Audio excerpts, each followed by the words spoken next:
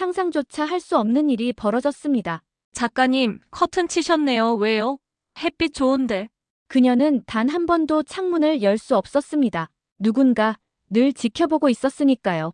응원 메시지로 위장한 스토킹, 선물로 감춰진 침입, 그리고 팬이라는 이름 아래 그녀의 삶을 파괴한 감금의 시작. 하지만 모든 것을 되돌릴 마지막 기회는 오직 한 편의 결말에 달려 있었습니다. 도대체 한 줄의 소설이 감금범의 인생을 어떻게 끝장냈을까요? 웹소설 작가의 삶을 뒤흔든 충격 실화 지금 시작합니다. 2025년 3월 15일 오후 9시 40분 서울 강남구 한 아파트 23층에서 키보드 소리가 규칙적으로 울려 퍼지고 있었습니다. 김다혜 씨는 벌써 6시간째 같은 자리에 앉아 웹소설을 쓰고 있었습니다. 그녀의 손목은 아프고 목은 뻣뻣했지만 마감이 내일이었기 때문에 멈출 수 없었습니다. 오늘도 밤샘 각이네. 다혜 씨는 목을 좌우로 돌리며 중얼거렸습니다. 모니터에는 그녀의 대표작 붉은 장미의 비밀이 떠 있었고 댓글창에는 독자들의 반응이 실시간으로 올라오고 있었습니다. 작가님, 오늘도 수고하세요. 다음 화 언제 올라와요? 주인공 너무 답답해 요유유 등 다양한 댓글들이 쏟아져 나왔습니다. 다혜 씨는 이런 댓글들을 읽는 것이 하루의 유일한 낙이었습니다. 비록 혼자 사는 외로운 생활이지만 독자들과의 소통을 통해 위로받고 있었거든요. 그 중에서도 특히 눈에 띄는 아이디가 있었습니다. 하나뿐인 독자라는 닉네임으로 활동하는 이 독자는 2년 전부터 꾸준히 응원 댓글을 달아주고 있었습니다. 작가님, 오늘도 멋진 글 감사합니다. 항상 건강 챙기시고 무리하지 마세요. 이런 식으로 정말 따뜻한 댓글을 남겨주곤 했습니다. 다혜 씨의 핸드폰이 진동했습니다. 카카오톡 메시지였습니다. 발신자는 역시 하나뿐인 독자였습니다. 작가님, 오늘 비가 온다고 하니까 감기 조심하세요. 제가 좋아하는 차 한 박스 보내드릴게요. 이런 메시지와 함께 배송 완료 스크린샷까지 첨부되어 있었습니다. 정말 고마운 독자분이야. 다혜 씨는 미소를 지으며 답장을 보냈습니다. 고맙습니다. 덕분에 힘내서 글 쓸 수 있어요. 사실 다혜 씨는 이 독자와 간간히 개인적인 대화를 나누고 있었습니다. 처음에는 작품에 대한 감상평을 주고받았는데 점차 일상적인 이야기도 하게 되었습니다. 그녀는 자신을 20대 후반의 회사원이라고 소개했고 다혜 씨의 소설을 읽으며 힘든 직장 생활을 버틴다고 했습니다. 다음 날 오전 10시 택배가 도착했습니다. 다혜 씨는 현관문을 열고 택배를 받았는데 정말로 고급차 한 박스가 배송되어 있었습니다. 박스 안에는 손편지도 들어 있었습니다. 작가님의 글 덕분에 매일이 행복합니다. 이 차를 마시며 더 좋은 작품 써주세요. 편지 글씨는 정말 예뻤습니다. 또박또박 쓰여진 한글이 마치 붓펜으로 쓴 것처럼 아름다웠습니다. 다혜 씨는 이런 정성스러운 펜을 둔 자신이 정말 행복하다고 생각했습니다. 그녀는 즉시 감사 인사를 보냈습니다. 정말 고마워요. 이런 마음 써주셔서 너무 감동이에요. 하나뿐인 독자는 금방 답장을 보냈습니다. 작가님이 기뻐하시니까 저도 기뻐요. 앞으로도 계속 응원할게요. 다혜 씨는 이 독자 덕분에 글쓰기 의욕이 더욱 샘솟았습니다. 그녀는 평소보다 2배나 빠른 속도로 원고를 써나갔고 그날 밤 예정보다 일찍 연재분을 업로드할 수 있었습니다. 댓글창에는 금세 하나뿐인 독자의 댓글이 달렸습니다. 오늘은 일찍 올라왔네요. 역시 최고예요. 4월 2일 오후 2시 다혜 씨는 평소와 다른 택배를 받았습니다. 발신자 정보가 없는 택배였습니다. 박스를 열어보니 도시락이 들어있었습니다. 아직 따뜻한 상태였습니다. 반찬도 정성스럽게 만들어져 있었고 밥도 고슬고슬하게 지어져 있었습니다. 누가 보낸 걸까? 다혜 씨는 의아해했습니다. 택배 송장을 다시 확인해봤지만 발신자 정보는 정말로 없었습니다. 그냥 서울시 강남구라고만 적혀 있었습니다. 그 순간 핸드폰이 울렸습니다. 하나뿐인 독자로부터 온 메시지였습니다. 작가님, 오늘 점심 드셨어요? 요즘 날씨가 쌀쌀하니까 따뜻한 음식 드세요. 다혜 씨는 뭔가 이상하다고 생각했습니다. 하지만 확신할 수는 없었습니다. 혹시 다른 독자가 보낸 것일 수도 있고 아니면 정말 우연의 일치일 수도 있었으니까요. 그날 밤 11시 다혜 씨는 연재를 마치고 침대에 누워 핸드폰을 보고 있었습니다. 카카오톡에 새로운 메시지가 와 있었습니다. 하나뿐인 독자였습니다. 그런데 메시지 내용이 평소와 달랐습니다. 작가님, 오늘 저녁에 치킨 시켜 드셨죠? 기름진 음식 너무 많이 드시면 건강에 안 좋아요. 다혜 씨는 깜짝 놀랐습니다. 그녀는 정말로 그날 저녁에 치킨을 배달 주문했었습니다. 하지만 그 사실을 누구에게도 말하지 않았습니다. SNS에 올리지도 않았고 친구들에게 연락하지도 않았습니다. 어떻게 알았을까?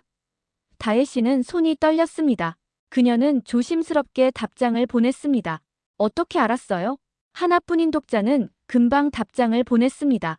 아, 그냥 추측이었어요. 작가님이 평소에 치킨 좋아하신다고 하셨잖아요. 그래서 그런가 보다 했어요. 맞았나 봐요. 히읗히읗. 다혜 씨는 뭔가 석연치 않았지만 그냥 우연이라고 생각하기로 했습니다. 하지만 마음 한구석에서는 불안감이 시작되고 있었습니다. 4월 5일 새벽 2시, 다혜 씨는 갑작스럽게 잠에서 깼습니다. 뭔가 이상한 소리가 들렸기 때문입니다. 현관문 쪽에서 나는 소리 같았습니다. 그녀는 조심스럽게 침대에서 일어나 현관 쪽으로 걸어갔습니다. 문 앞에 서서 귀를 기울여 봤지만 아무 소리도 들리지 않았습니다. 혹시 몰라서 도어락의 디지털 창을 확인해 봤는데 누군가 비밀번호를 입력하려고 시도한 흔적이 있었습니다. 틀린 비밀번호를 5번 입력해서 경고음이 울렸던 것입니다. 설마, 다혜 씨는 온몸에 소름이 돋았습니다. 그녀는 급히 보조키를 확인했습니다. 다행히 보조키는 잘 걸려 있었습니다. 하지만 누군가 자신의 집에 들어오려고 시도했다는 사실이 너무 무서웠습니다. 그 순간 핸드폰이 진동했습니다. 새벽 2시 3분. 하나뿐인 독자로부터 온 메시지였습니다. 작가님, 아직 안 주무세요? 너무 늦게까지 안 자시면 건강에 안 좋아요. 다혜 씨는 정말로 소름이 돋았습니다. 지금 이 순간 누군가 자신의 집 앞에 있다는 느낌이 들었습니다. 그녀는 떨리는 손으로 답장을 보냈습니다. 지금 어디에 있어요? 한참 후에 답장이 왔습니다. 집에 있어요.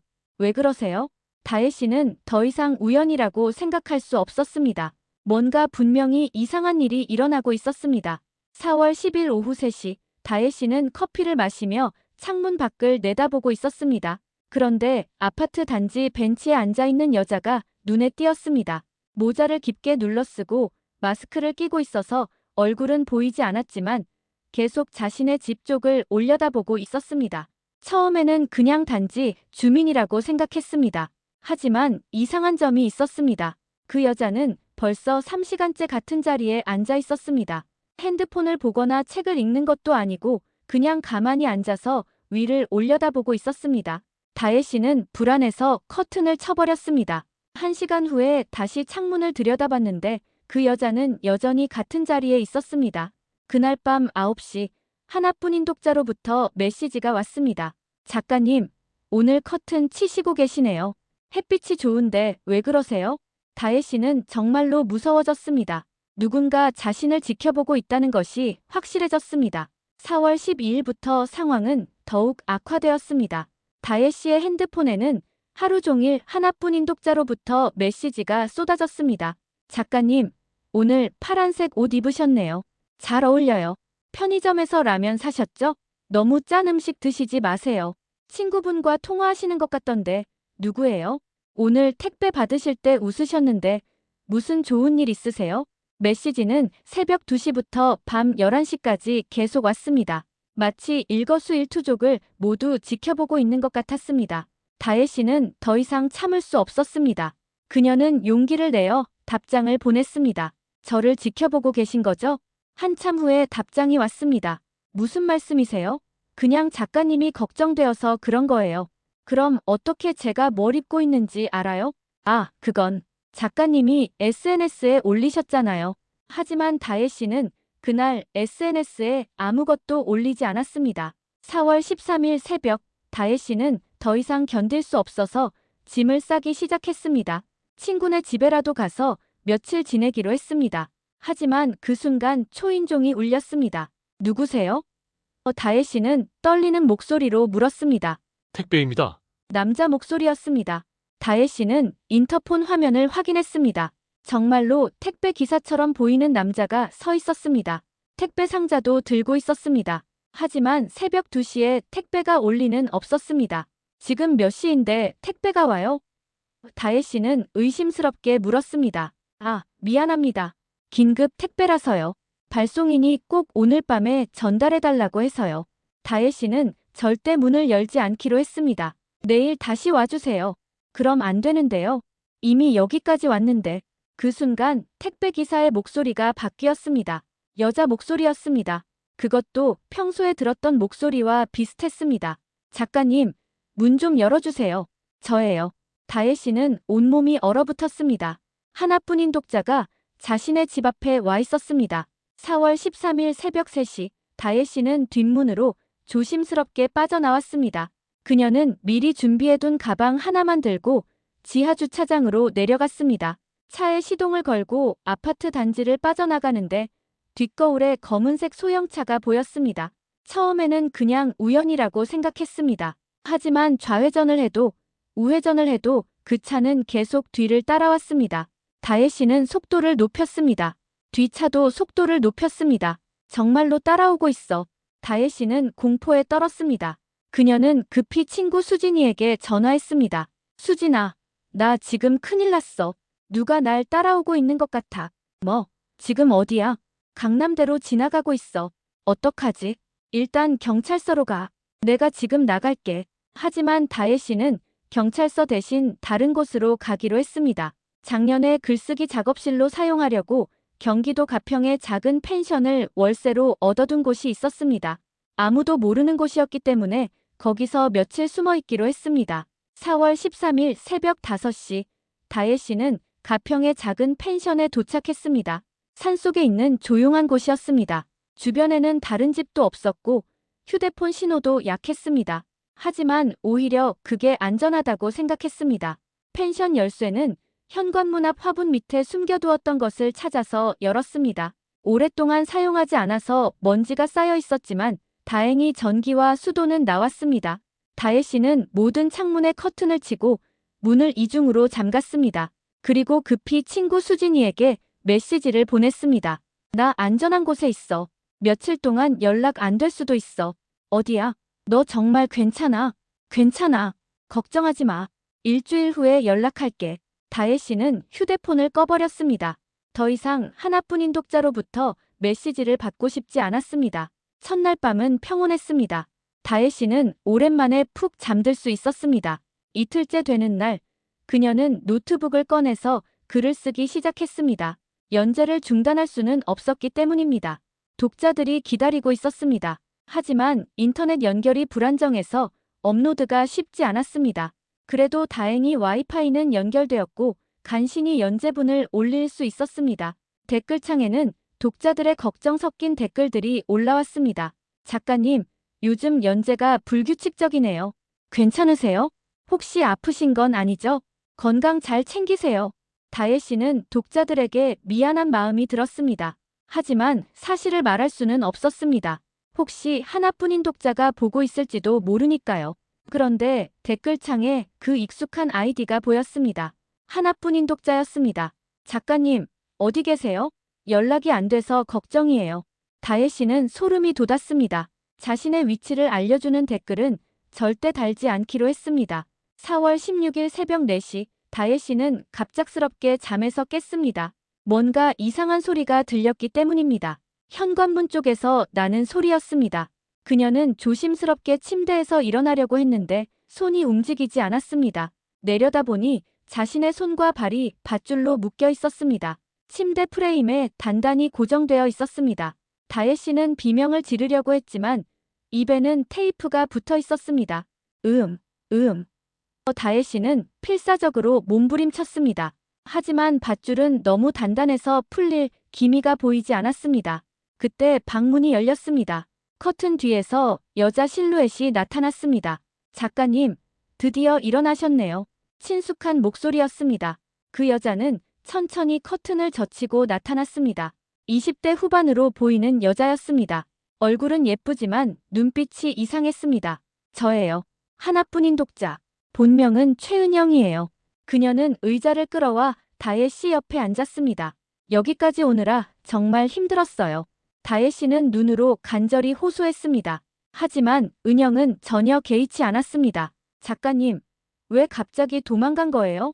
저는 그냥 팬일 뿐인데 나쁜 사람이 아니에요. 은영은 다혜 씨의 머리를 쓰다듬었습니다. 조용히 할 수 있어요? 그럼 테이프 떼드릴게요. 다혜 씨는 고개를 끄덕였습니다. 은영은 조심스럽게 테이프를 떼어냈습니다. 도대체 왜 이러는 거예요? 다혜 씨는 떨리는 목소리로 물었습니다. 이유가 있어요. 중요한 얘기가 있어요. 은영은 노트북을 가져와서 다혜 씨에게 보여주었습니다. 화면에는 다혜 씨의 연재 소설이 떠 있었습니다. 작가님, 이 소설 결말 어떻게 할 거예요? 은영은 진지하게 물었습니다. 뭐가 궁금한 거예요? 주인공이 죽으면 안 돼요. 절대 안 돼요. 은영의 눈빛이 갑자기 날카로워졌습니다. 이 소설은 제 이야기예요. 제 인생이에요. 주인공이 죽으면 저도 죽는 거예요. 다혜 씨는 이해할 수 없었습니다. 무슨 소리예요? 그냥 소설이잖아요. 아니에요. 은영은 갑자기 소리를 질렀습니다. 이건 제 이야기예요. 작가님이 제 인생을 쓰고 있는 거예요. 그러니까 제가 허락해야 끝낼 수 있어요. 다혜 씨는 은영이 정신적으로 문제가 있다는 것을 깨달았습니다. 소설과 현실을 구분하지 못하고 있었습니다. 알겠어요. 주인공 안 죽일게요. 다혜 씨는 일단 은영을 달래기로 했습니다. 정말요? 약속해요? 약속해요. 그러니까 절 풀어주세요. 하지만 은영은 고개를 저었습니다. 안 돼요. 작가님이 도망갈 수도 있어요. 여기서 글을 써야 해요. 설득해서 풀어달라고 부탁했지만 은영은 요지부동이었습니다. 은영 씨, 저는 작가고 당신은 독자예요. 우리는 서로 다른 사람이에요. 다혜 씨는 차근차근 설명했습니다. 아니에요. 우리는 하나예요. 은영은 단호하게 말했습니다. 작가님이 쓴 주인공 이름이 뭐예요? 한예진이요. 제 진짜 이름은 최은영이에요. 은영, 예진. 비슷하지 않아요? 다혜 씨는 헛웃음이 나왔습니다. 그건 우연이에요. 우연이 아니에요. 운명이에요. 작가님이 제 이야기를 써주시려고 하늘이 보내주신 거예요.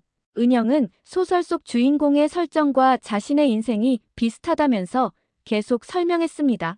주인공이 회사에서 괴롭힘을 당하는 것처럼 자신도 직장에서 힘들어한다는 것, 주인공이 혼자 사는 것처럼 자신도 혼자 산다는 것 등등. 하지만 다혜 씨가 보기에는 그냥 흔한 설정들이었습니다. 많은 독자들이 공감할 수 있는 평범한 이야기였을 뿐입니다. 오후가 되자 다혜 씨는 새로운 전략을 시도했습니다. 은영의 망상을 역이용하는 것이었습니다. 그녀는 일부러 극단적인 스토리를 제안했습니다. 은영 씨 말이 맞다면 제가 소설에서 주인공을 죽이면 은영 씨도 죽는 거죠?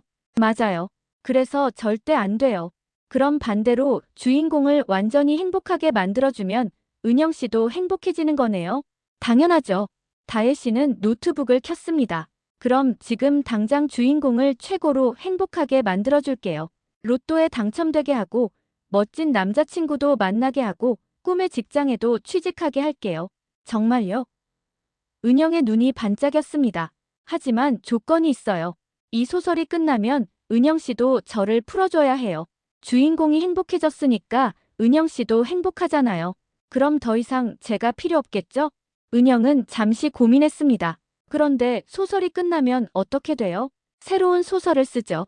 은영 씨를 위한 새로운 이야기를요. 하지만 다혜 씨의 진짜 계획은 따로 있었습니다.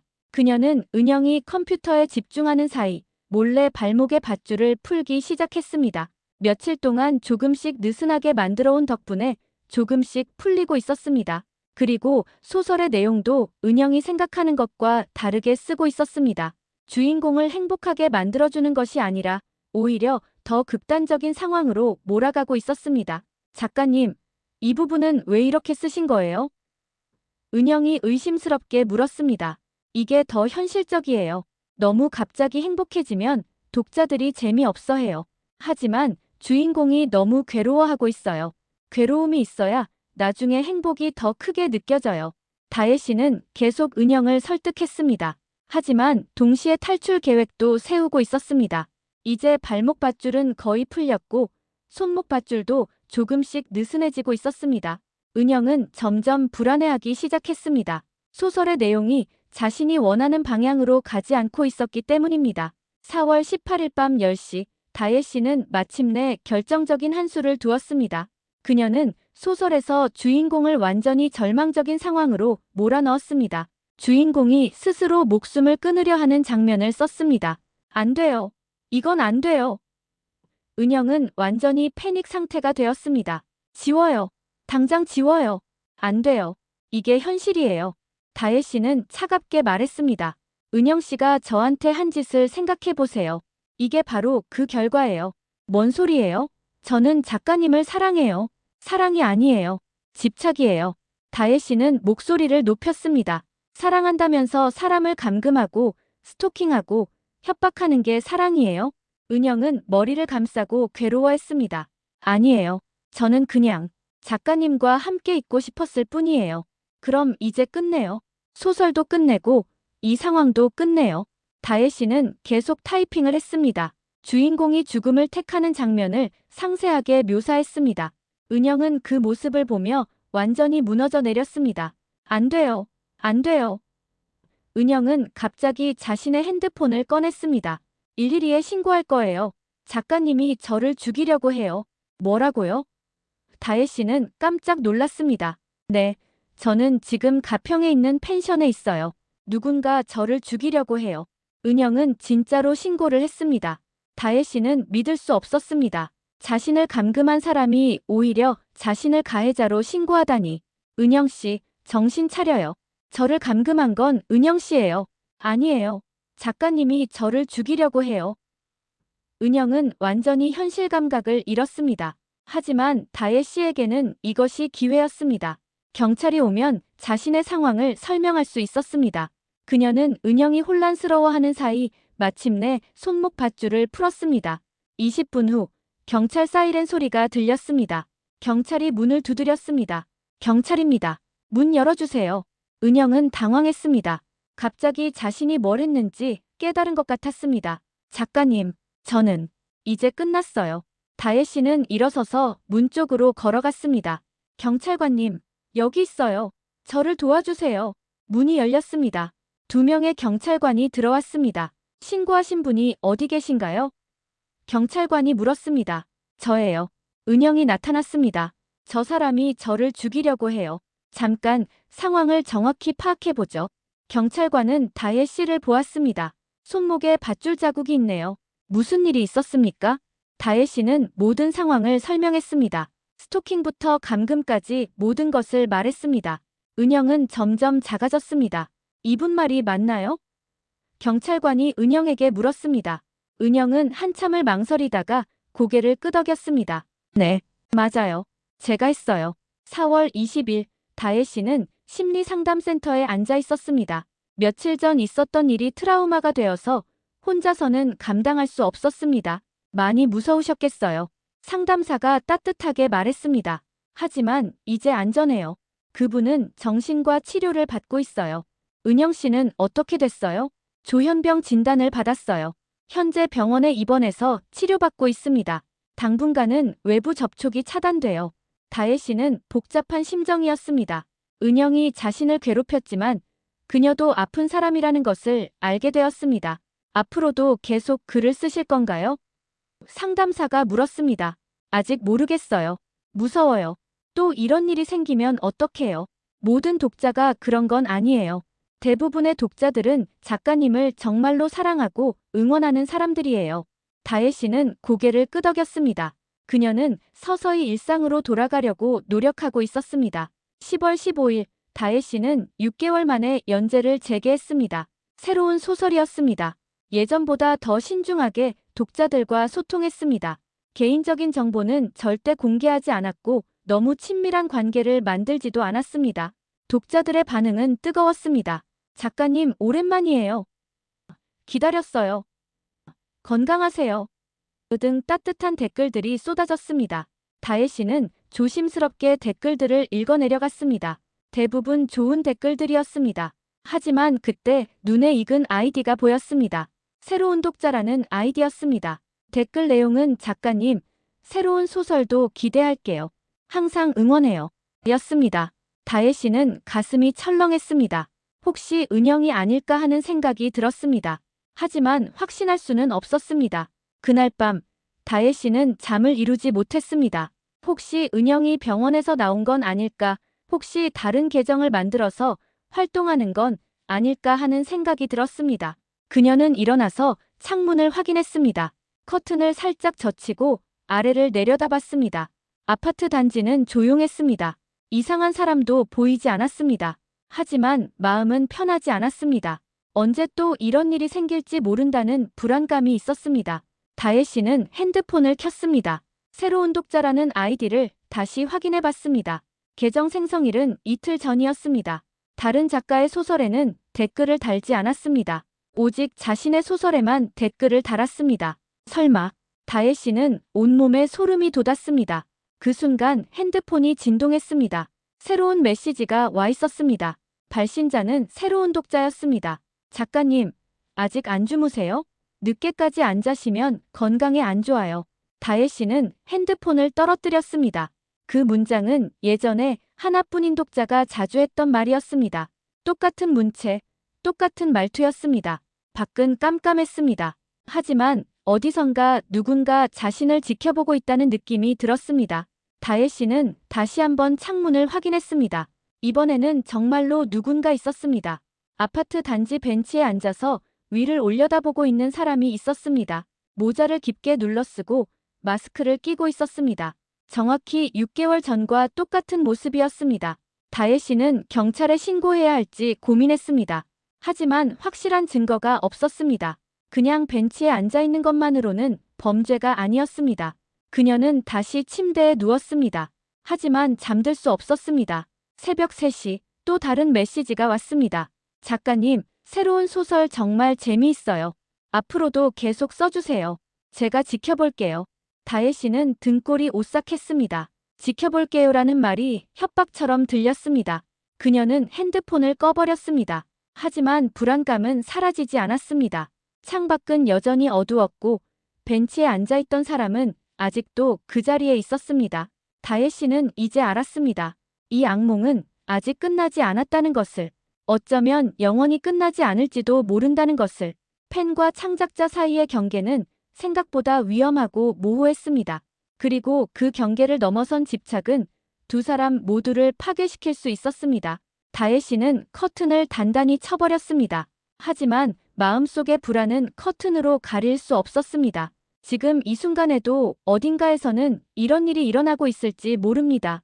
더 많은 사람들이 이런 위험성을 알아야 한다고 생각한다면 구독과 좋아요로 이 영상을 더 많은 분들에게 전해주세요. 알림 설정을 해두시면 이런 중요한 실화 사연들을 가장 먼저 만나보실 수 있습니다.